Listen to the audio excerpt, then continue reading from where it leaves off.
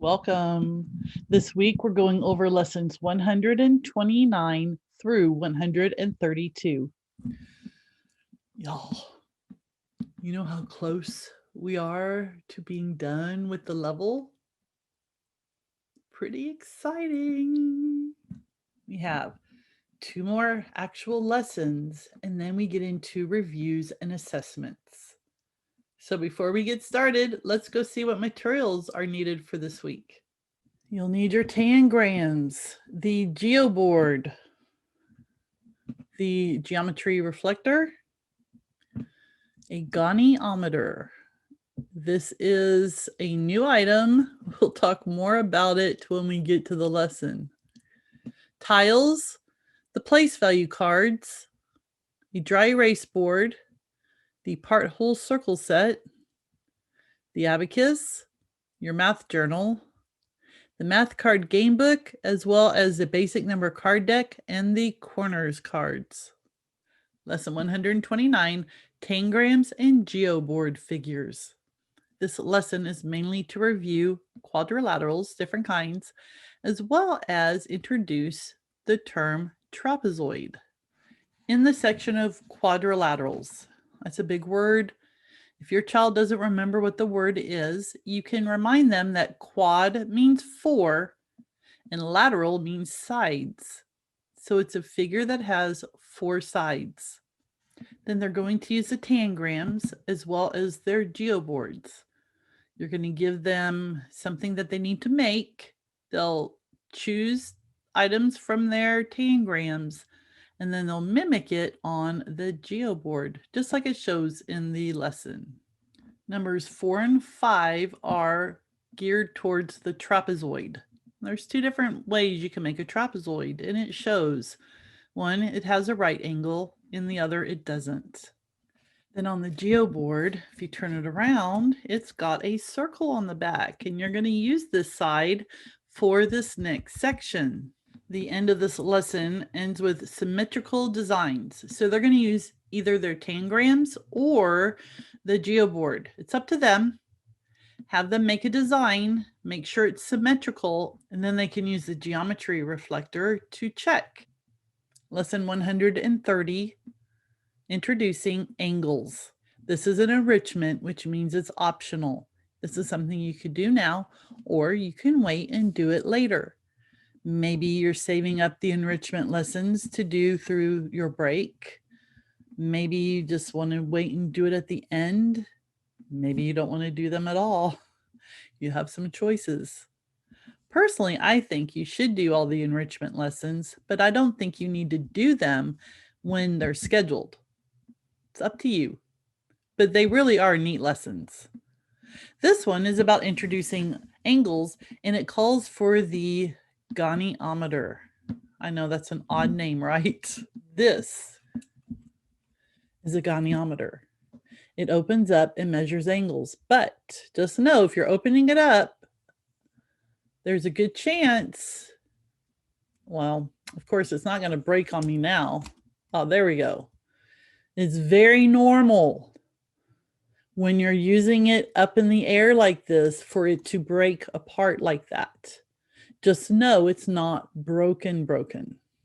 It will snap back together. So you just bring it back in, you snap it together. And again, when you're using it like this, the proper way to use a goniometer is on a flat surface. So you want to lay it on your flat surface and then open it up, and then it will stay. And you can lift it up and it stays. It won't slide, it won't close.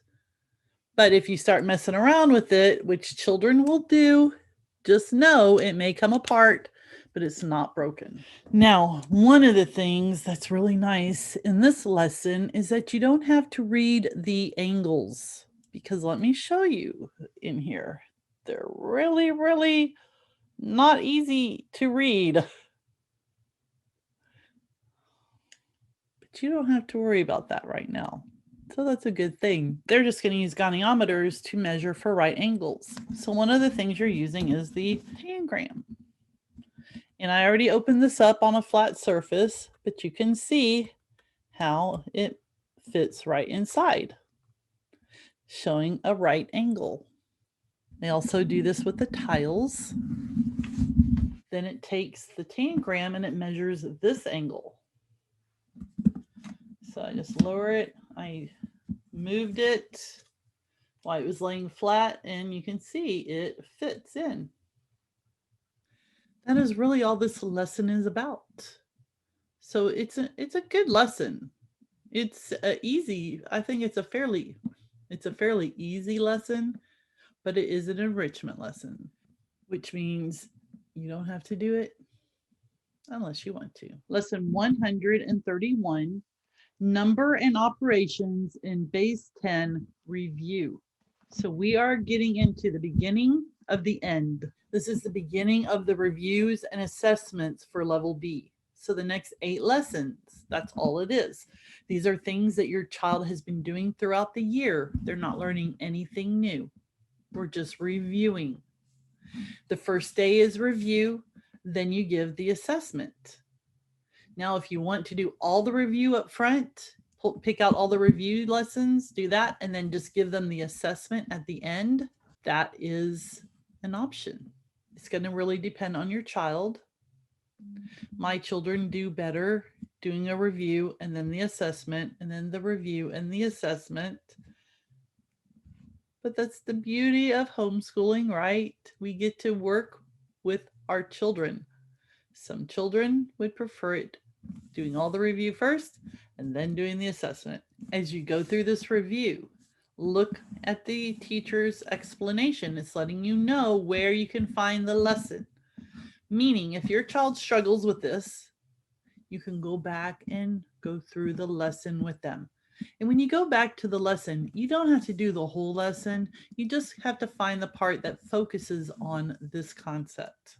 Last lesson for this week, lesson 132, number and operations in base 10 games.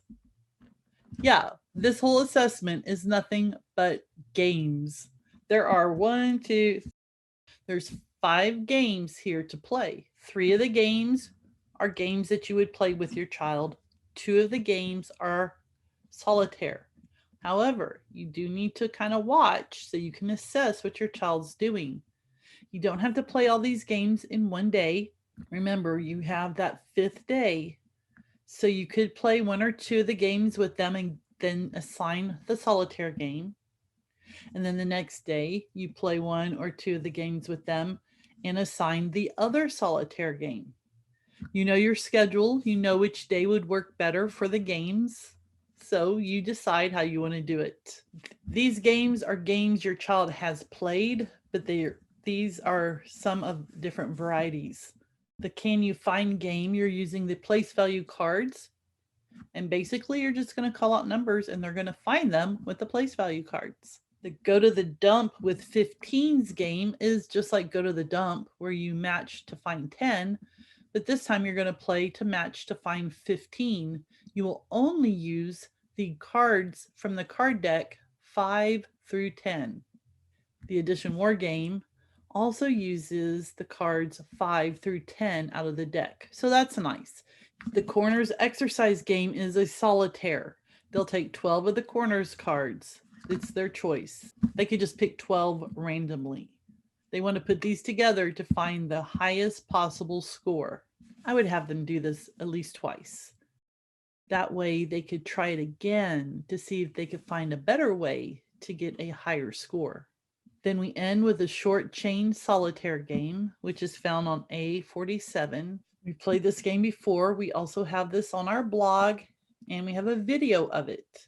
So remember, you could go to rightstartmath.com, go up to blog, or go up to the search and type in subtraction solitaire. It will pop up and then you have the option of a blog that you could read or a video where you can watch it being played. All right, we're done for this week. I hope in regards to math, it's an enjoyable week. It's kind of nice getting into some review. I found that the day didn't go as long doing math with my kids, so it was kind of refreshing to have a little bit of a shorter day. I hope that's how it is for y'all. And like I said with the games, there's quite a few games to play, but remember you could split it over a couple of days.